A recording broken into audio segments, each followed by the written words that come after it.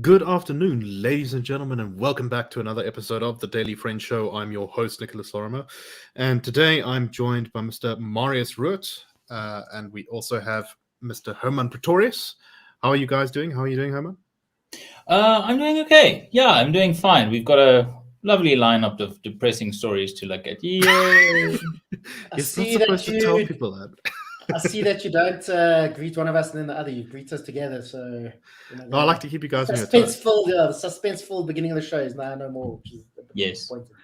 No. The real reason for that is I had the stream open in the background, so I could hear myself talking. So I had to shut that off before I could talk properly. Anyway, that's neither here nor there. Let's start off with our first story today, and we have a letter from our beloved President Cyril Ramaphosa, who has said that BEE, Black Economic Empowerment, is an integral part of South Africa's economic reconstruction in the wake of the COVID-19 pandemic. This was put out in his sort of weekly newsletter, and he said that he will also soon be announcing the appointment of a new BBEE advisory council this week. He went on to talk about how BEE was very important for the economy, and he said, quote, "While there has been significant progress over the last 2 decades, there are some areas where there has been regression. We have gone backwards when it comes to increasing Black management control, upscaling skills development, entrenching enterprise development, and broadening procurement to give opportunities to Black women and the youth. While the apartheid government has deliberately built a distorted economy designed to benefit white people and exclude Black people from the mainstream economy," he said that at the end of apartheid, Black ownership of JSE companies was less than 1%, and that figure has not much improved in the last 28 years. Ramaphosa went on to say, "Economic transformation and economic growth are intertwined. There cannot be one without the other." Hermann, is the president correct? No. Could you elaborate? No. Yes. Well, I probably should.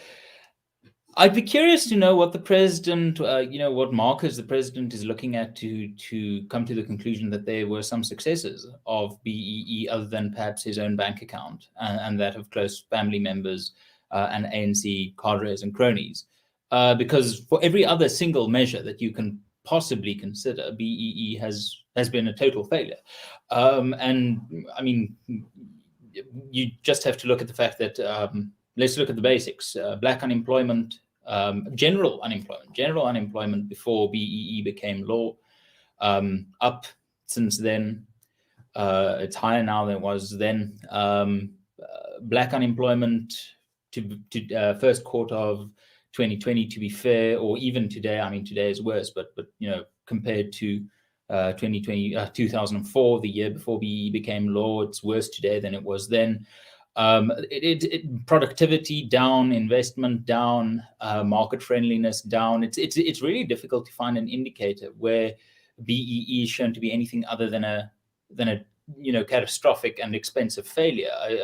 You look at the calculations of some state entities and people like Anthea Jeffrey, and you get to a point where BEE has cost the South African economy something between 1.7 and 2 trillion rand in unproductive spending. That's just spending for the country and businesses to accommodate or to be in line with these criteria that add no value and that have only made a political elite richer and has kept the rest of South Africa poor and has saddled South Africa with one of the, just an awful situation. We were in a bad state heading into the COVID chaos from 2020 onwards, and we are making it worse. The idea, and we'll get to the other story a bit later, but the idea that what has failed now needs to be intensified to get us out of the ditch of failure, it's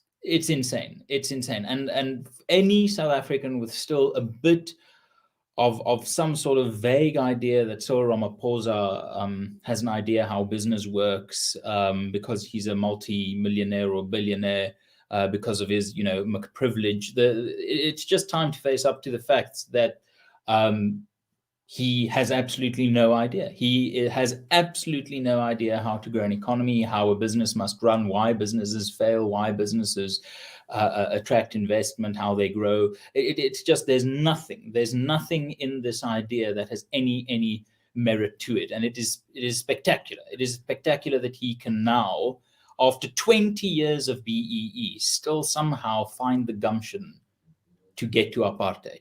It's quite something spectacular. Singapore, Germany, Rwanda, you look at these countries that have experienced national crises, wars, coups, genocides, and all of them, to their great credit, got out of a hole rather than kept on digging it in a shorter time than the ANC has had. So if someone blaming apartheid now really just, he really needs to make sure that Adrian Gore isn't so far off his colonic channel as he has been recently, because there's something up there that he must remove. Eloquent as always, sir. You see, this is what always frustrates me about these discussions of BEE. There's this always kind of assumption, and I think it's a sort of racialist assumption, but I don't really know for sure, of why it's so important to have X% of the country's senior management positions filled with Black South Africans. I think that there's this sort of unmentioned assumption that if there's more senior Black management figures, they'll provide more jobs or something like that. This is kind of the thing that proponents of BEE never really explain. The vast majority of our country's people are unemployed. They have not great education, or even if they do have it, it's substandard. And yet the continuing focus of so much of BEE policy is on stock ownership, senior management positions in companies. What am I missing here, Marius? I'm also very skeptical of this claim that people in the ANC have been reporting for a long time that less than 1% of the JSE, or around 1% of the JSE, is owned by Black South Africans. What do you make of this? I just want to propose something. Perhaps Sir Ramaphosa knows exactly how to grow a business and an economy, but him and the rest of the ANC is so intertwined in their ideology, or they're so captured by their ideology, they can't move away from it and realize, because Sir Ramaphosa, I think he's a clever man. There's still clever people in the ANC. They know exactly how to they can read things from overseas. They know how an economy must grow. But for an economy to grow, it has to get out of the ANC ideology, which is still stuck in the 1960s, the NDR ideology.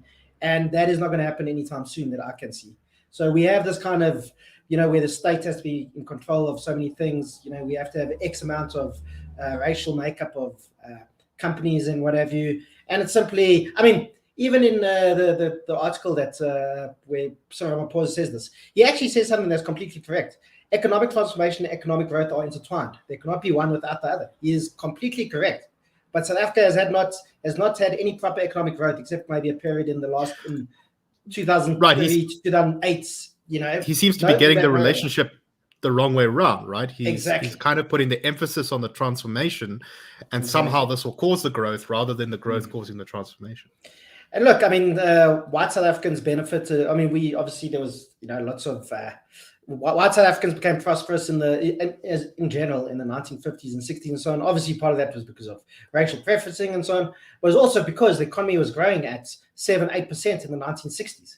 And actually all South Africans became more prosperous. Obviously, those benefits accrued to white people, obviously far more than Black people. Obviously, we don't have to rehash the history of South Africa.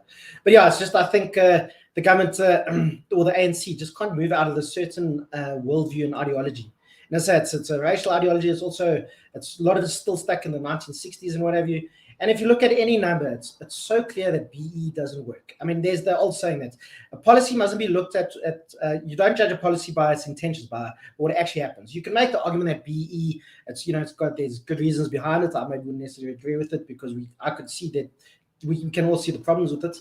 But BEE has not worked. As Hermann read out the stats at the beginning, there's so many Black South Africans unemployed. I think over more than 50% of Black South Africans are unemployed now on the expanded definition.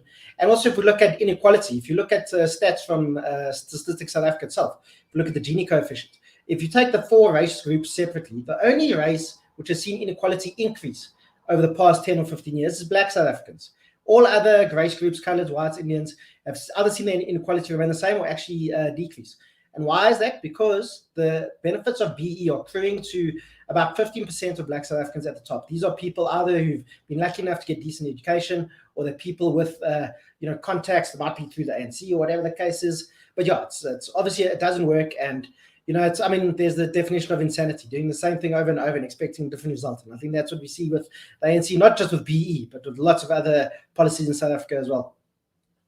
It's interesting that it's been 100 years since the first official, South African legislation that reserved or that brought employment and jobs together, and that was, I think, the Apprenticeship Act of 1922.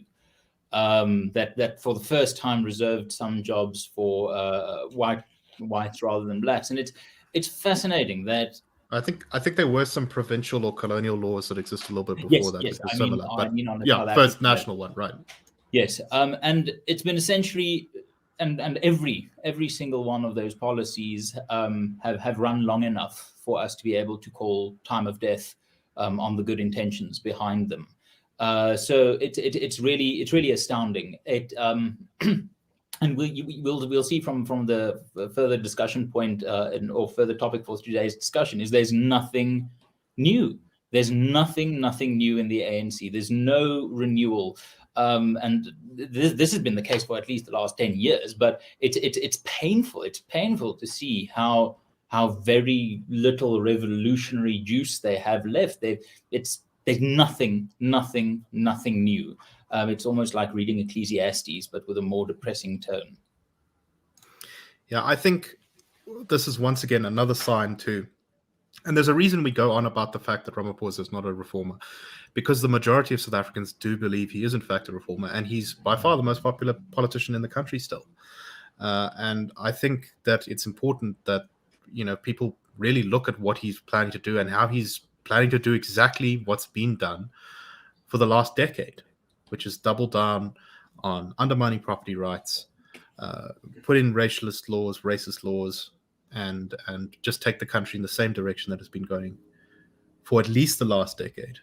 And a very, very, very quick thing is that if you want to have redistribution through heavy taxation, there are ways to do that successfully, but you need a free market. And I think the Nordic model shows this quite well, is they have very, very heavy taxes. And even Norway has some vast state involvement in the economy from SOEs. But at the very least, if you look at the underpinnings of the Nordic model, it is a free market with heavy taxation. It is not a centralized command control economy that we have morons like Ebrahim Patel and Cyril Ramaphosa trying to impose on South Africa, with Patel having his latest ejaculation in the form of price controls. It's just, it really boggles how deeply entrenched the ideology, how entrenched the ideology is, and how it's going to kill any hope South Africa has for any recovery. It's insane. It really is. If anyone thinks Cyril Ramaphosa has any idea of what needs to happen in this country, and something along the lines of political will or courage to make it happen, it's just naive. It's pitiful. Indeed. Colorful expressions there as always, Herman. Anyway, so let's go on to our next topic, and you've been alluding to this. According to the head of the ANC's Economic Transformation Subcommittee, so this is a part of the party's, I think, National Executive Committee. It's a sort of subcommittee of it. South Africa will not meet the goals of the National Development Plan by 2030. So the National Development Plan, I believe, was originally drawn up by Trevor Manuel, or at least he had a large role in drawing it up. And this was a plan to sort of reform the economy and keep economic growth going. And I think it was written in about 2012, 2013, somewhere around there. Correct me if I'm wrong, gentlemen. But basically, this policy document had some good ideas, some bad ideas, but it was, I think, it had a lot of ideas that were better than what government has been implementing now. And despite the fact that government committed to implementing a lot of this program, it really hasn't been too successful in doing so.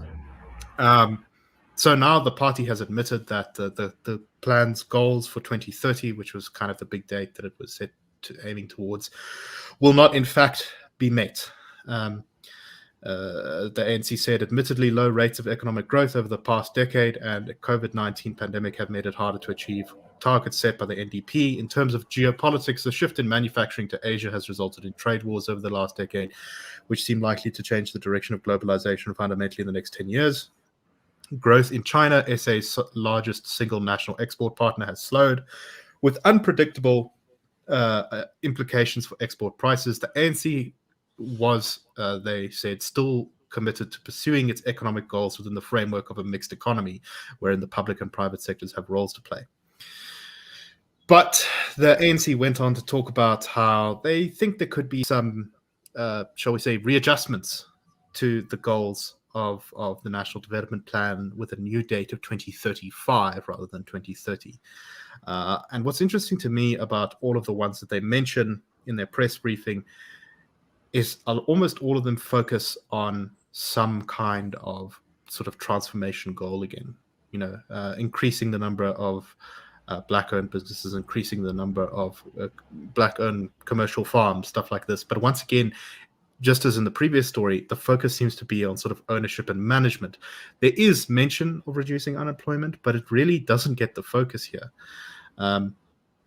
They went on to say that these goals will be achieved by interventions in a range of key policy areas, including minerals and energy, infrastructure, manufacturing, the digital economy, the fourth industrial revolution, green economy, economic development, job creation, land reform, agricultural policy, food security and rural economy, skills, revolution, and supporting small business. Hermann, strikes me as a bit vague, that. You think? I mean, key policy interventions. Fantastic. That's just wonderful. Oh, fantastic. They've decided they're going to cut unemployment. Stop the chisels. I mean, everyone, we're fine. We're fine. Mama Loko Kubai has come out. I mean, this woman, by the way, who as Minister of Tourism was happy to see businesses who employ a majority or whose employees are majority Black or whatever, but not 51 or more percent Black owned. She was happy. She was the Minister of Tourism, happy to see these tourist industries collapse during the lockdown, willing to give financial aid just to those with the right skin color. It really is. You look at this and you just understand that it's really telling how the National Party just died in the arms of its lover, the ANC. It's just a flipped script. It is we're looking at Hollywood right now, and we just see remakes of everything. And this really is just another remake with a similarly shitty cast. There's nothing of these policy ideas that have not been the core rhetoric of the ANC over the last few years. The decision to reduce unemployment, well, bravo. Perhaps some analysis of how unemployment is created in the first place, or how employment is created in the first place, would be useful. But no, this woman, this blatant racist woman, is the head of the ANC's Economic Transformation Subcommittee, and they can, in one breath, identify unemployment as a problem, but then emphasize how they have no idea how to essentially generate value-add economic activity. And one might laud their end games. Of course, we want to see reduce unemployment. Of course, we want to see more small businesses that create jobs. Of course, we want to, see youth unemployment being addressed. But on the one hand, you can't say these are the problems, and the solutions are obviously BEE and higher minimum wage laws, and it's just. Right. The solution is just more of what we've been doing. it's caps lock MOAR. It's like a Whiskey Jack comment. It's just digression, double down on the same lines that you've always spouted. So the ANC really here is showing the shallowness of their analysis, and I think Marius is wrong to say that it's thinking trapped in the 60s. I mean, this is shitty thinking from the 50s. Marius, your thoughts? Yeah, look, the NDP has been around for, I said, look now, the National Planning Commission first came out in 2009. It was one of Jacob Zuma's first things to do when he was president. And then the first NDP was published in 2012. Back when the media was largely still hailing him as a man of the people. Exactly. Well, I was thinking maybe he'll be like, okay, we'll see. I was skeptical, but then my skepticism was proved correct a couple of years later. But the NDP itself, I never thought it was a very impressive document. It was basically a wish list to say we are going to get unemployment to 20%. They don't say this is how we're going to do it. We're going to build these industries. Great, but how are you going to do it? It's not. You don't just click your fingers and say we are going to have this great manufacturing industry. Okay, cool. How are you going to do it? How are you going to bring in companies? How are you going to get people to come invest there? How are you going to get the guys with skills? How are you going to make sure companies come here rather than Ethiopia or China or whatever the case is?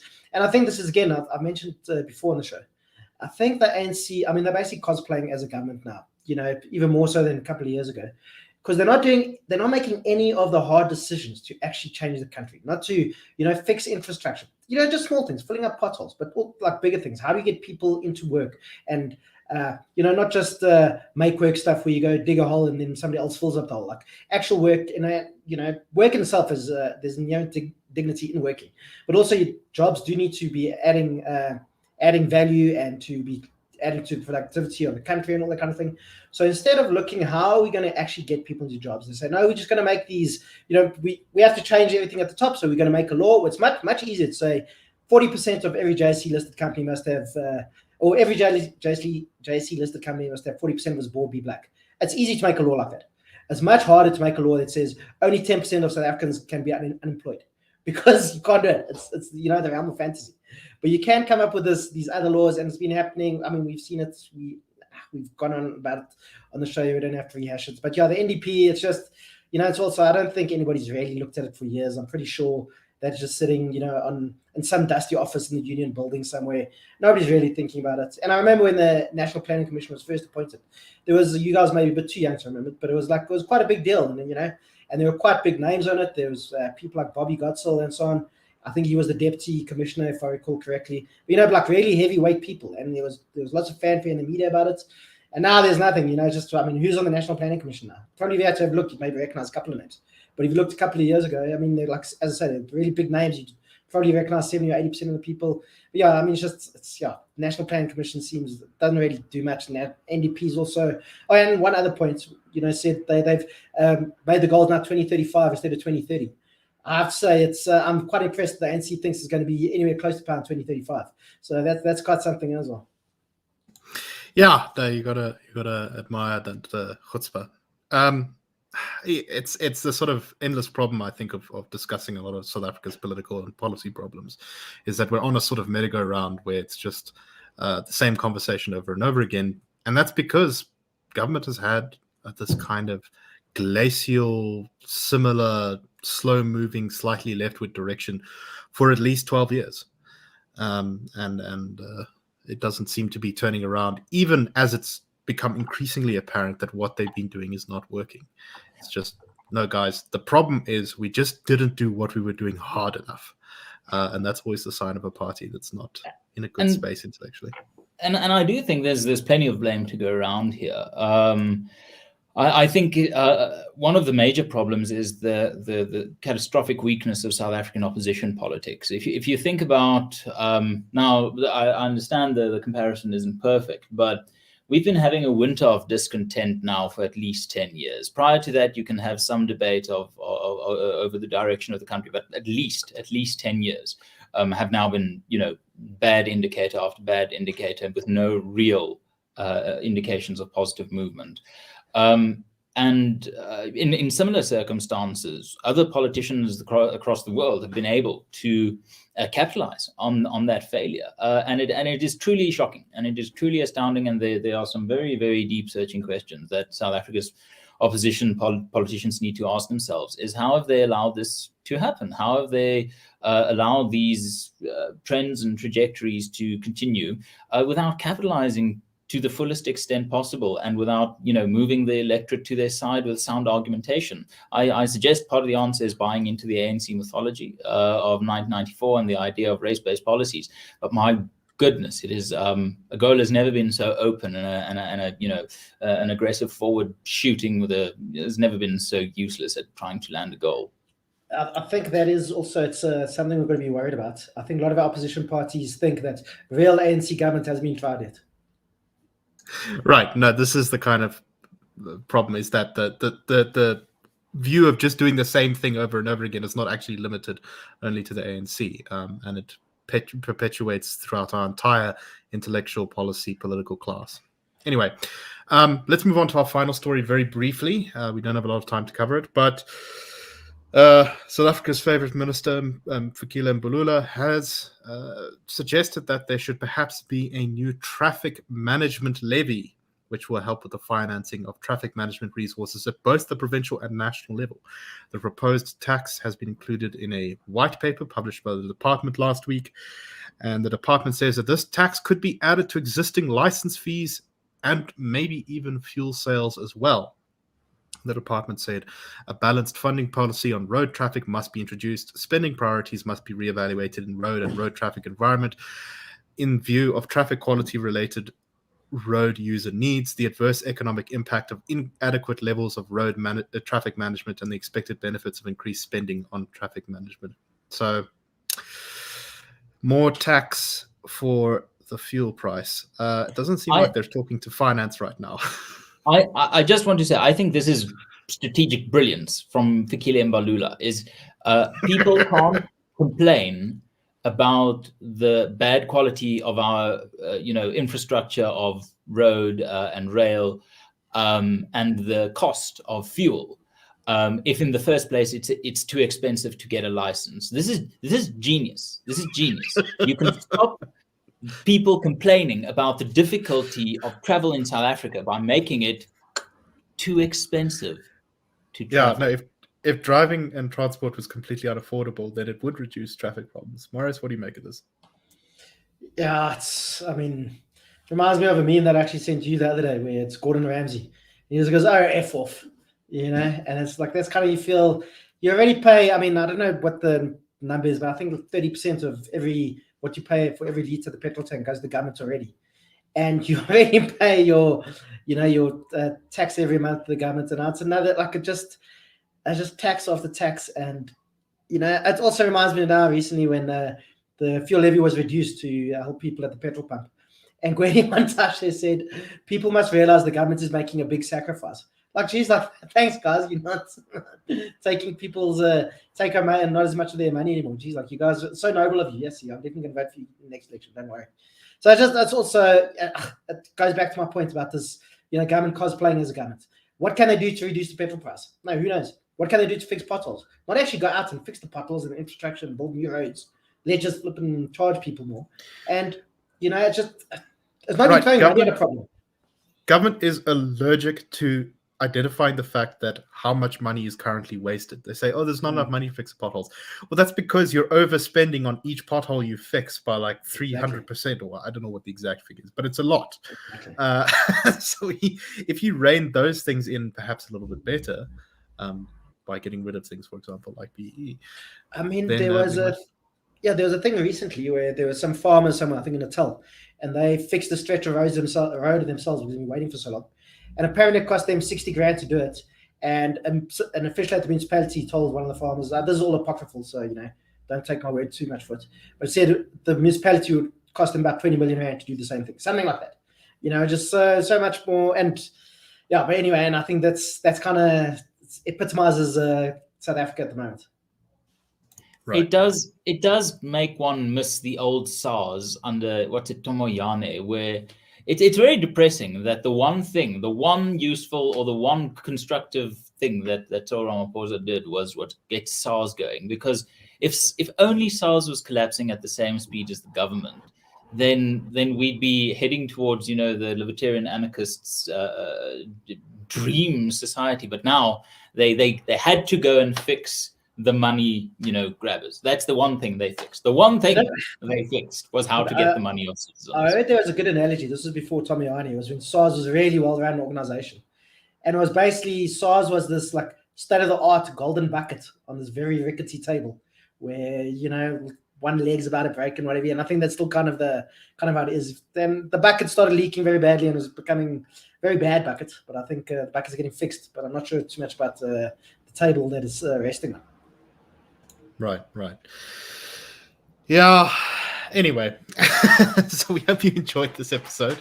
I do want to say it's only our Minister of Transport that could think that raising taxes at a time when everyone is complaining about the cost of living is a good political strategy, never mind economic strategy. But anyway, that's all we have to say for today. So thank you very much for listening. We hope you will tune in again tomorrow, and I hope you all have a most excellent and wonderful day. Cheers, everyone.